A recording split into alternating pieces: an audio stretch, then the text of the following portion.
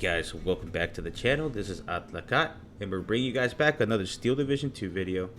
And in this matchup, we're doing a tournament match for the Steel Division 2 Bootcamp Discord for the SDL Rookie September monthly tournament. Round 2, Game 1 between me and Fred. Fred will be playing with the 322nd Infanteria Division on balanced deployment type. One thing that had me a bit spooked about this division when we were first going through our rehearsal was the Yak Panthers. But that was the only thing I was really intimidated by. As for us, we'll be playing with our trusty Bulgarian division on balanced deployment type. And this will be a best 2 out of 3. So there will be 2 to 3 games after this. So this is going to be the first game, and after this we'll be playing the second game. We already have our divisions banned, so the second game is going to be, hopefully after we get past this one, second game is going to be easier. And as always, make sure you guys hit that bell icon, like the video, subscribe. We do have a Instagram now. Go ahead and check out the link in the description below, and we also are on TikTok as well. So go ahead and guys check that out. There will also be another link in the description, and we'll get back to you guys shortly after this deployment. All right, we're getting into our deployment. First off, we're going to deploy 2 machine guns, an AT gun, and some mortars down towards the center. Also bringing the bulk of our light tanks as well into the center as well. Setting up an AT gun over here to overlook the side of the road as well. And we're bringing up machine guns, AT guns, and a flamer squad to keep track of all these flags over here too, and deploying extremely light on the right. In the town on the far left, we are deploying also somewhat light machine guns, AT guns, some flamers, some moto pahotas as well, and this M223, which is just basically a armor car. We set up our machine gun quickly as soon as we see his units start making their way down the road. Our MG34 starts roaring down, getting stuff together, attacking those Strom Pioneers. Mortars are also put on fire at will, starting to give us some support. They will be very useful later on in the match, especially with the light tanks, especially with Smoke. He's deploying extremely heavy on, or Fred, I have to say, is deploying very heavy on the left-hand side. He's somewhat heavy in the center and extremely heavy across the front, which I'm a little bit confused on why he wasted so many resources like this. As you can see, we picked a certain spot and decided to push there instead of just pinning all our troops all over the place. He easily could honestly push right here on these flags and give me some trouble, but it seems like they're waiting around right now. Light tanks are getting into the mix right now. They're extremely vulnerable to that mortar 2 that's up on the road. But that mortar 2 is also going to be extremely vulnerable towards our Pack 40. Pack 40 knocks out the mortar 2. Our pahotas are engaging some of these flamer squads along with the grenadier squads, and they're doing a number of them at range. Mortars are now raining down as well. Light tanks are now going to roar into the battle, giving some fire support. These guys are somewhat dangerous towards them, but they can be overwhelmed.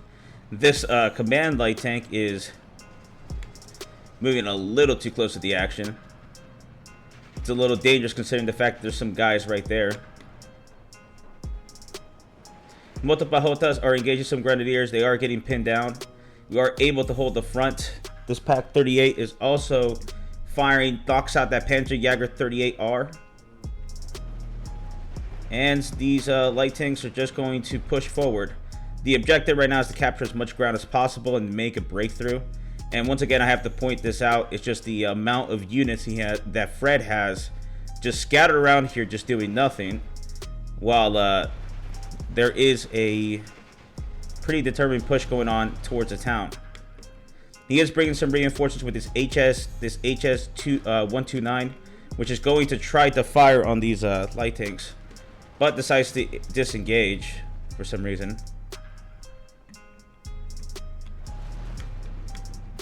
Oh, just some buildings just collapsed. The command tank was taken out.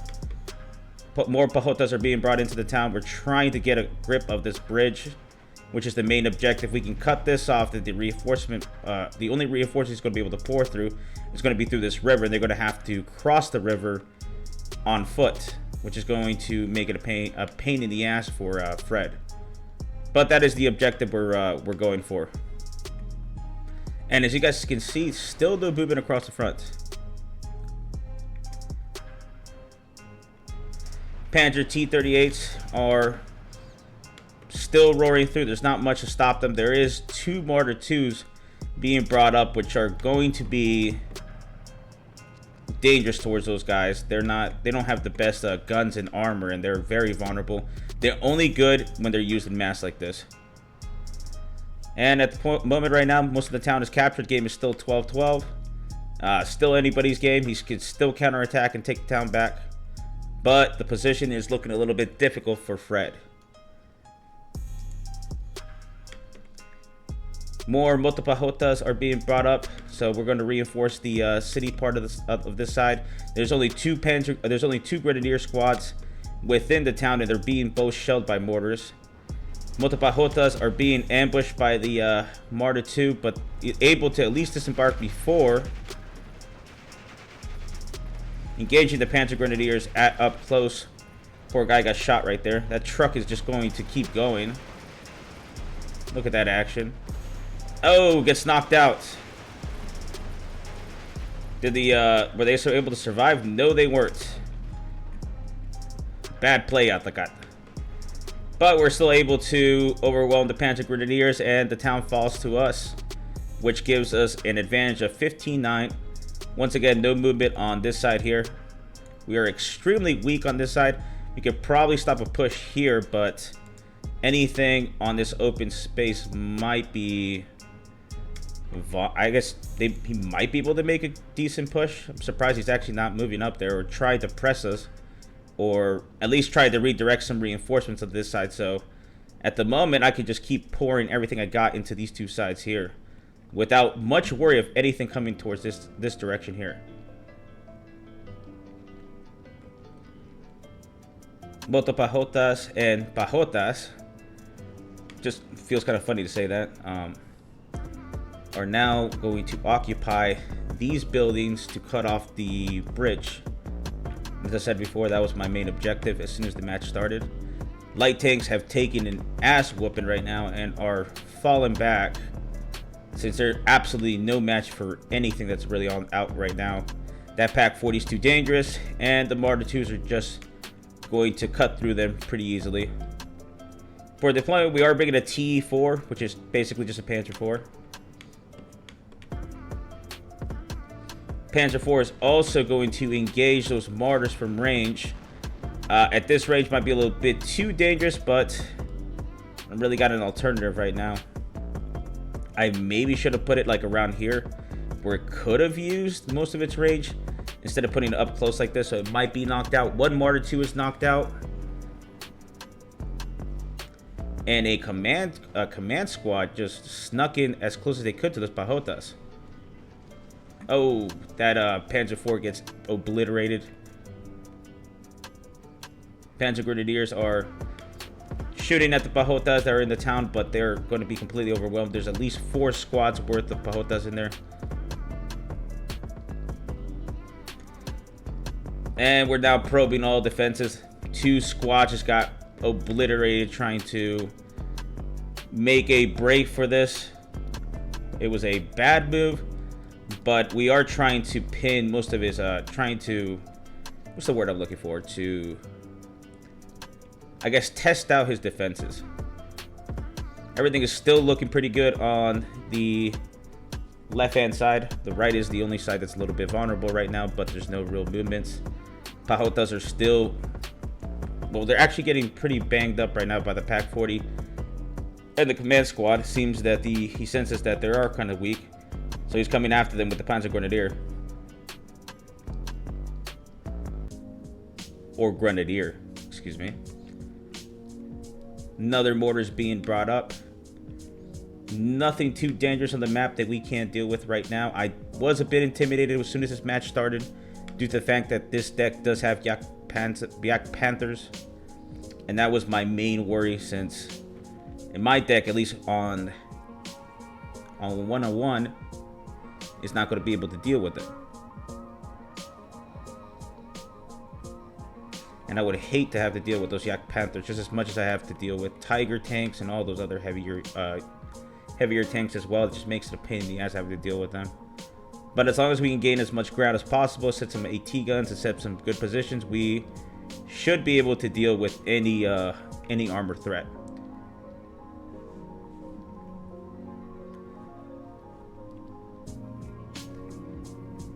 More Motopahotas are being brought into the center.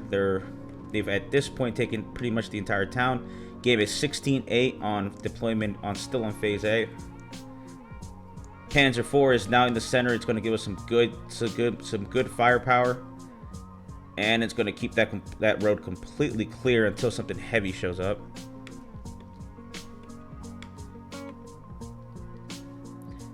Panzer IV is also being set on the hill. This Pack 40 or Pack 38, my bad, was extremely useful at overlooking the entire town. There is an observation plane in the sky now. Guessing Fred wants to see what's going on.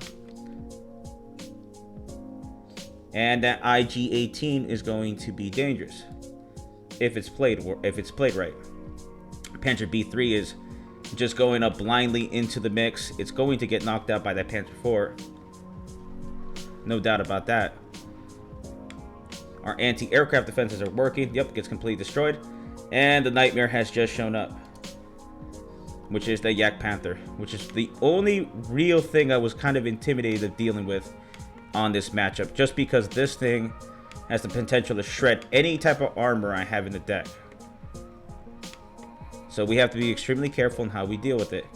The Panzer IVs are not going to be able to deal with it at the range of 1750 meters. They have to get extremely close, and even then it might be a little bit hard. But the advantage of being in this part of the town now is we can get close. There's a lot of areas here where we can bunch it up, so it's going to be really dangerous for him. We are setting up some defenses around the trees, as we had expected that he was going to bring some grenadiers or something around this side of the river, which would have gave us some trouble. We want to make sure we hold these gains until the end of the match. Panzer IV is engaging the Yak Panther, which is a terrible thing it could do. It's not going to be able to knock it out. Panzer IV is retreating as it should be, since it's not going to be it's not going to give it any real problems. Gets completely annihilated on the bridge.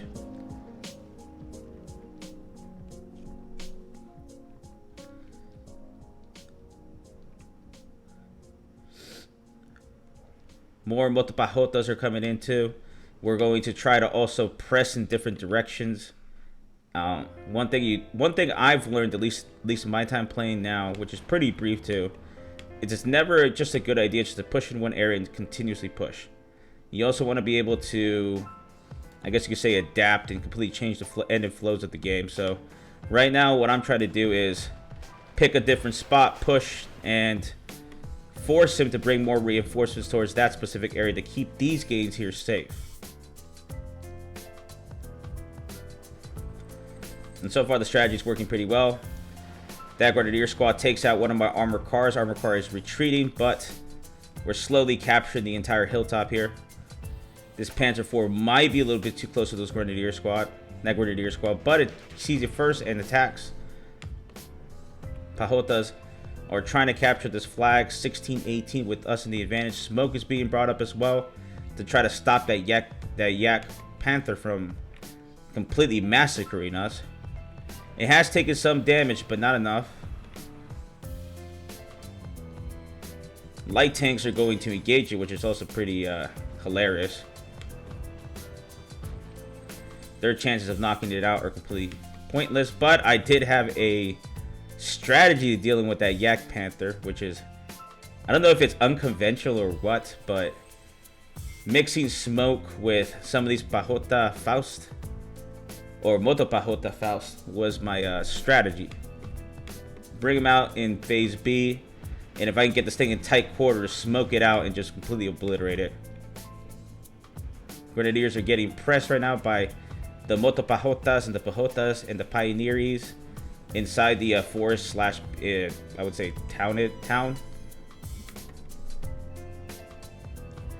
That last light tank is holding its ground against, I guess, the Yak Panther. The Yak Panther is more interested in the Panzer IV and has yet to see the Motopahotas in their Panzerfaust. Mortars are right now raining their smoke screens. There is a light airstrike from these Uraganda, but it is able to take out the was that an MG34 or MG42? I think it was an MG34. And this is where my crazy strategy goes into play. Motopahotas go in, get as close as possible with smoke, and annihilate the Yak Panther, opening up the entire front because there was nothing in this area. Everything was towards the sides and towards this area here, and these guys have been able to make some good advances right now. So we're able to really push forward as much as we want. Motopahotas are now got caught in the smoke screen right now, putting some fire on that IG-18 along with that disheartened infantry right there in that forest line. Bring another HS-129 to try to deal with the massive infantry, or never mind, he's actually trying to knock out the light tank for some reason. He does take it out. I would have been more focused on these guys here because they're really mixing things up. 19-5 on the second round, first game between me and Fred for the Rookie September monthly tournament on the Steel Division 2 Boot Camp Discord. Pahotas are trying to hold their own against these infantry, but they might get pinned down. There is a Panzerjäger 34RF also coming into the mix as well. We don't really have any armor except for that Panzer IV that's got killed. Well, the crew was killed. Panzer IV is still in the game. So if we can get a supply truck, we might be able to repair it. But those Pioneers are falling victim to a PaK-38.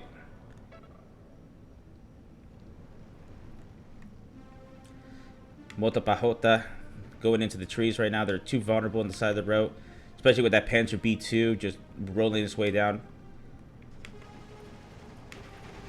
These French tanks are quite interesting because they look a lot more like something you see out of World War I.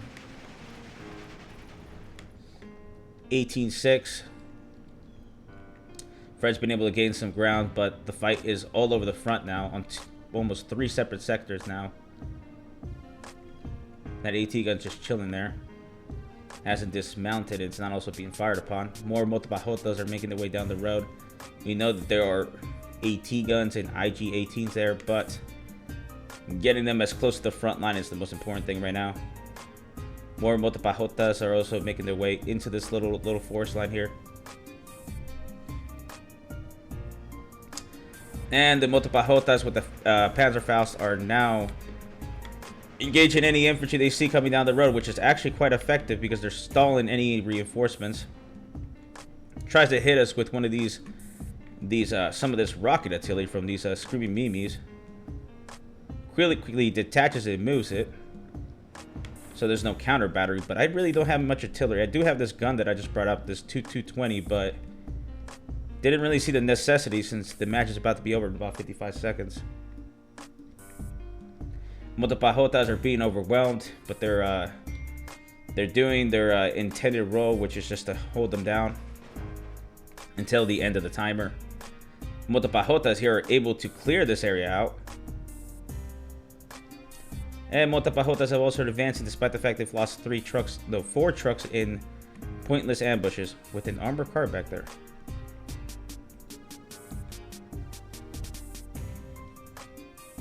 .23 seconds left in the game on round 2, game 1. And Motopahotas are once again shredding some disheartened infantry. They refuse to be dislodged. And we reach the end of the match.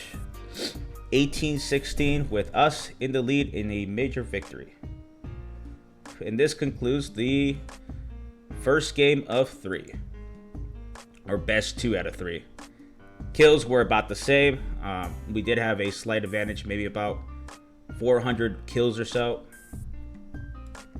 I would think the big difference was just the way we had advanced, especially when we took out that Yak Panther with the smoke and the Bahota Panzerfaust. I would say that was probably one of the factors that also led to the inevitable. But once again, it's always the light tanks just gaining as much ground as they can, and the fact that he also stretched his line completely and left a ton of units unattended towards the right hand side, which personally for me could have done something. At least evened up the game a bit, because there wasn't much there holding them. With a good bit of mortars and some smoke, you should have been able to smoke those guns and those machine guns as well. Not criticism, just, you know, an observation. And yet that Yak Panther, look how much damage it did. Knocked out 3 Panzers and 2 light tanks. So it did some damage, but in the end, it was still taken out. And it didn't really have as much impact on the battlefield. So I hope you guys enjoy this. This is the first game. This is the first game of 3. So we will be back on a second game soon. For the Steel Division 2 Rookie Tournament for the month of September. I hope you guys enjoyed it. Like if you guys like this type of content. Subscribe if you guys want to see more. And we'll catch you guys in the next video.